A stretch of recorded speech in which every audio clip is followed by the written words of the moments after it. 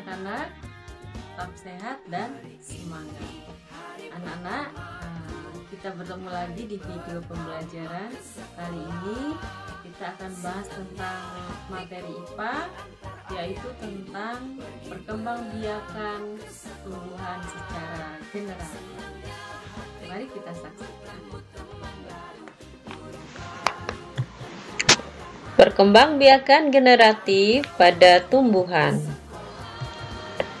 Tujuan pembelajaran kali ini adalah anak-anak dapat mengidentifikasi perkembangbiakan generatif melalui gambar. Anak-anak, salah satu ciri makhluk hidup adalah berkembang biak. Hal ini dilakukan untuk memperbanyak keturunannya. Demikian juga pada tumbuhan. Bagaimana cara tumbuhan berkembang biak? Tumbuhan berkembang biak dengan dua cara, yaitu dengan cara generatif atau secara kawin dan dengan cara vegetatif atau secara tidak kawin. Perkembangbiakan generatif adalah perkembangbiakan yang melibatkan benang sari dan putik. Benang sari sebagai sel kelamin jantan, sedangkan putik adalah sebagai sel kelamin betina. Perkembangbiakan generatif ditandai dengan munculnya bunga. Di dalam bunga inilah terdapat alat reproduksi pada tumbuhan. Pada gambar terlihat bunga sempurna. Bunga sempurna memiliki bagian bunga yang lengkap, yaitu kepala sari, tangkai sari, kepala putik, tangkai putik, bakal biji, tangkai bunga, dasar bunga, kelopak, dan mahkota. Perkembangbiakan generatif terjadi melalui proses penyerbukan dan pembuahan. Penyerbukan merupakan peristiwa jatuhnya atau menempelnya serbuk sari pada kepala putik. Setelah terjadi penyerbukan, pada serbuk sari tumbuh bulu serbuk sari yang menuju ke ruang bakal biji.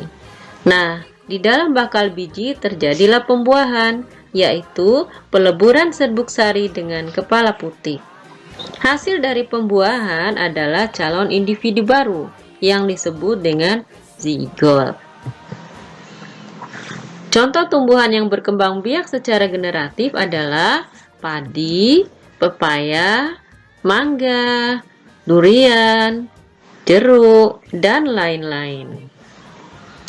Berdasarkan asal serbuk sarinya, penyerbukan dapat dibedakan menjadi 4, yaitu penyerbukan sendiri atau autogami, yaitu penyerbukan di mana serbuk sari jatuh di kepala putik yang berasal dari bunga itu sendiri. 2. Penyerbukan tetangga atau geitonogami. Penyerbukan ini terjadi jika serbuk sari jatuh ke kepala putik bunga lain tetapi masih dalam satu pohon. 3. Penyerbukan silang atau alogami. Penyerbukan ini terjadi jika serbuk sari jatuh ke kepala putik bunga lain yang berbeda pohon tetapi masih satu jenis. Sedangkan penyerbukan basar atau hibridogami adalah penyerbukan yang disebabkan oleh serbuk sari jatuh ke kepala putik bunga lain yang masih satu jenis tapi beda varietasnya. Selanjutnya, berdasarkan perantara, penyerbukan dapat dibedakan menjadi 4, yaitu 1. Penyerbukan zoidiogami. Penyerbukan zoidiogami adalah penyerbukan yang dibantu oleh hewan. Contoh, burung, serangga, kelelawar, dan siput. Tumbuhan yang dibantu penyerbukannya oleh hewan, misalnya bunga matahari, bunga mawar, bunga melati, bunga sepatu, dan sebagainya.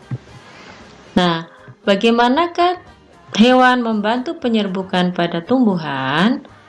Pertama, serbuk sari menempel pada tubuh lebah saat lebah mengambil madu pada bunga. Nah, setelah itu lebah berpindah dari satu bunga ke bunga lain yang sama jenisnya. Serbuk sari yang terbawa oleh lebah akhirnya menempel pada putik bunga yang lain. 2. Penyerbukan hidrogami, yaitu penyerbukan yang dibantu oleh air. Ini terjadi pada tanaman ganggang dan hidrilla. Pertama, serbuk sari lepas dari tangkai sari, kemudian terbawa arus air yang mengalir, akhirnya menempel pada putik bunga yang lain. 3. Penyerbukan anemogami, yaitu penyerbukan yang dibantu oleh angin. Contoh tumbuhan yang dibantu oleh angin penyerbukannya adalah gandum, padi, jagung, rerumputan, dan lain-lain.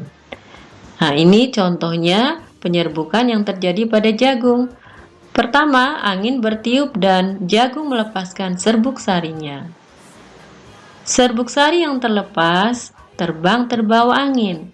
Akhirnya, serbuk sari tersebut menempel pada putik bunga jagung yang lain.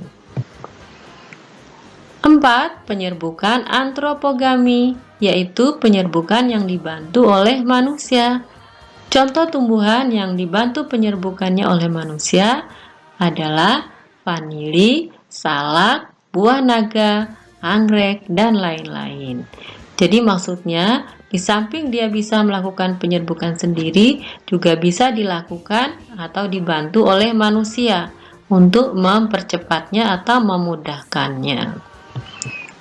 Contoh tanaman vanili, ini penyerbukan dibantu oleh manusia ya, tanaman vanili. Kemudian untuk tanaman anggrek contohnya ini. Nah, anak-anakku, demikianlah materi untuk kali ini, yaitu tentang perkembangbiakan vegetatif pada tumbuhan. Terima kasih atas perhatiannya. Sampai ketemu pada video pembelajaran berikutnya. Assalamualaikum warahmatullahi wabarakatuh.